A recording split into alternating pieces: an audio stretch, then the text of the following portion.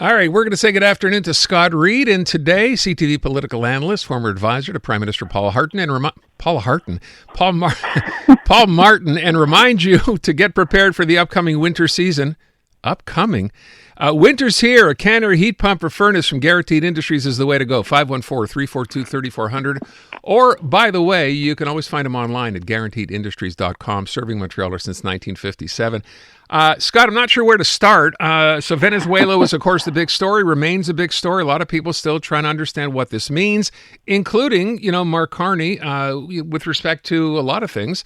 Number one, Canada never apparently recognized the government of Venezuela, Nicolas Maduro's government.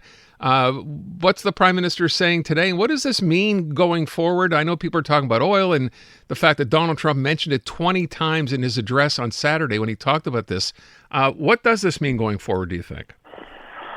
Well, so many things. So, I think, first of all, the message of the day, frankly, from the Prime Minister is all about oil, because people are saying, well, what are the implications? Isn't this a terrible setback for Canada? Doesn't the fact that Venezuelan oil is comparable to Canadian oil, to Alberta's crude, doesn't that mean that we're going to see prices fall, demand diminish?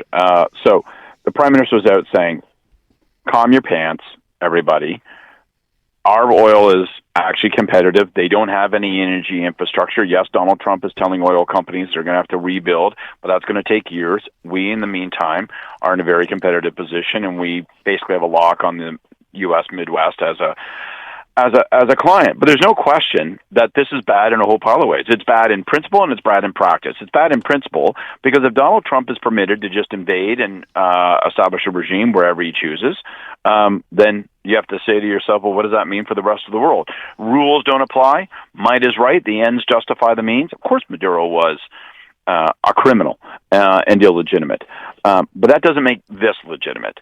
And so it's a very worrying sign in principle. In practice, it really does have long-term negative implications for Canada and our oil and our relationship with the United States. I think it just adds another log on the fire that says we must diversify our markets. We must be able to get it to the Pacific, our crude oil. Otherwise, we run the risk that over the next 3 to 7 years, Venezuela, which is going to be a captive state of the United States now, it appears, will supply a good chunk of the United States, and that will drive down the price of our oil. And so we need more clients. We need more options, and we need the ability to stand our own, independent and not reliant on the U.S. Yet I hear to your point, Scott, I heard experts suggesting, this idea of, taking Venezuela's oil, biggest reserves in the world, this is not 2 or 3 or 5 years. This could take 10 or 20 years to happen. Sure. But that's what this is about. And because that's what it's about, this is going ultimately to be diminishing for Canada unless we strike alternative options. And it's just another indication of, one, big picture, Donald Trump's willingness to do things that nobody else would ever do. Willingness to just act beyond any measure of international law, to just go where he wishes, to take what he wants. And listen, if you're Cuba, if you're Colombia, if you're Greenland, and you know what, damn it, if you're Canada, watch out. Yeah. Because all those places have regimes he doesn't like or things that he wants. And, the White House today issued a statement from the podium of the press room saying, our long-term foreign policy is to control Greenland, is to make it a U.S. asset. And options for achieving that goal include, of course, military use. Like, gee whiz, man. They're saying, if we have to, they're just saying, we can do this the easy way or we can do this the hard way. And you know what? We kind of want to do it the hard way. So we will roll tanks and we will fly planes, but we're taking you, Greenland. And Denmark, you can pound sand. That's a scary damn thing. It's also on a bigger scale, right? This is part of NATO now. They're, at this point, if that was to happen, that pretty much shatters that entire relationship all of a sudden, doesn't it? Well, you see now, I don't want to be hysterical, but you know what, Jesus, if this doesn't make you hysterical, what does? Yeah. You see the ingredients in this situation for the breakup of NATO. You really do.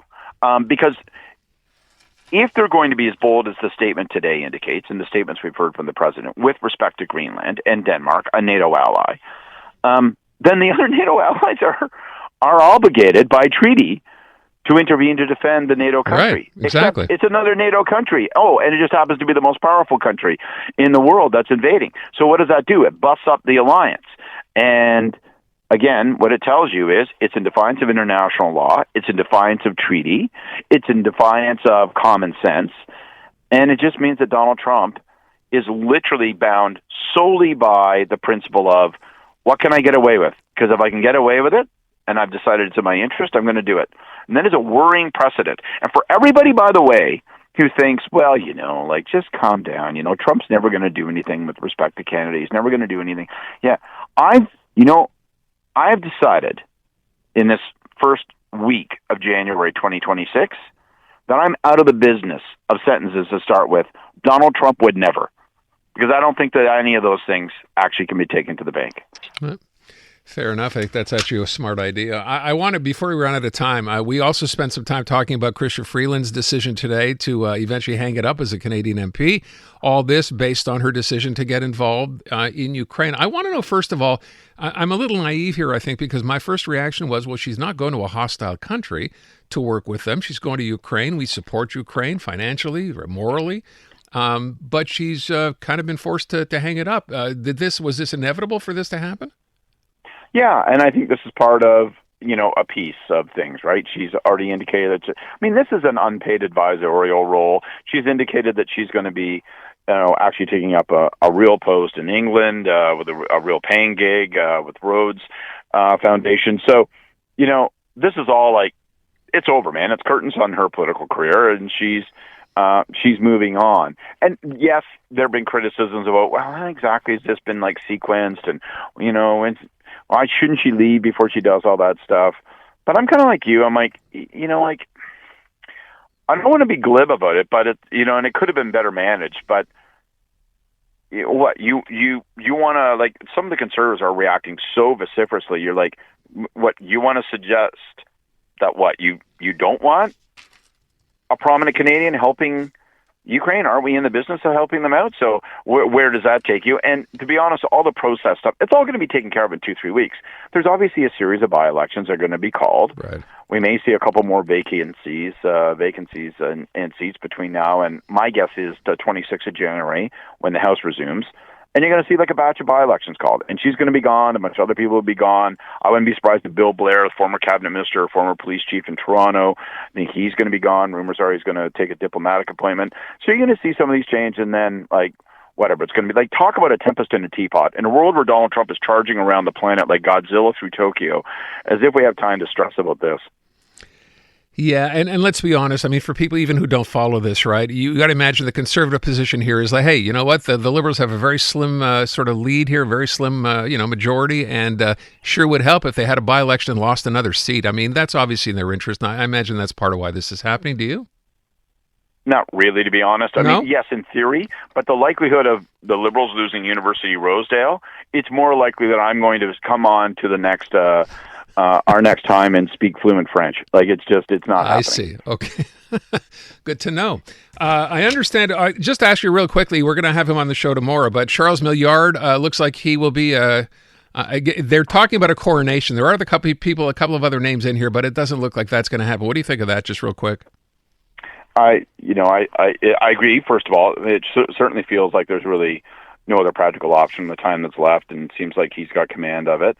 And, Godspeed to the guy. It looks like he is inheriting an awful mess. And I hope to be proven wrong. And I mean that in the sense that I think it's better if you have more viable choices rather than fewer viable choices. But, the party has decided that it wanted to, absolutely defenestrate itself in the last couple of months.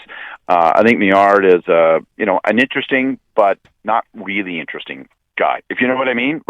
Decent, seems a good guy, yeah. Seems sort of interesting. But is he going to light the province on fire? Is he going to excite people? Is he going to, really take Quebec by storm? I hope I'm proven wrong, but my guess is not. Well, maybe, never know. Don't know a whole lot about him, which is maybe even a good thing at this point, right? Nothing to hold against him. That is actually good. There is a buy low maybe the stock goes high kind of philosophy. Now, before I let you go, I've been advised that you have a bold prediction to make before we leave. So what's this about? Well, I thought since it's New Year's, Happy New Year, by the way, my friend, here's what I want to say. I'm going to go out on a limb. Only a fool makes a prediction. Color me fool. I'm going to go out on a limb, and I'm going to say by the 30th of April, which also just happens to be my birthday, the final day of April, I believe that Francois Legault will concede to gravity, to reality, to the inexorable tides of time, and he will resign. I think Granville will probably end up being his replacement. He'll be picked sometime in June or July, and then we'll have the election, and I think Kakis is going to get absolutely drummed. But my prediction... my unsolicited bold prediction for 2026 is that despite his protestations, Legault will concede to reality and step down by late spring. By April 30th. That's the date in the sand? April 30th. That's my prediction. Okay. And if he doesn't, of course, he'll just blow his party to smithereens, like, he'll just put the grenade into his teeth and, jump into the body politic. But I think he will quit, because he must. We have made a note. Scott, I really appreciate you being on with us today. Thanks so much. Unmistakably Canadian. It's the music that raised you.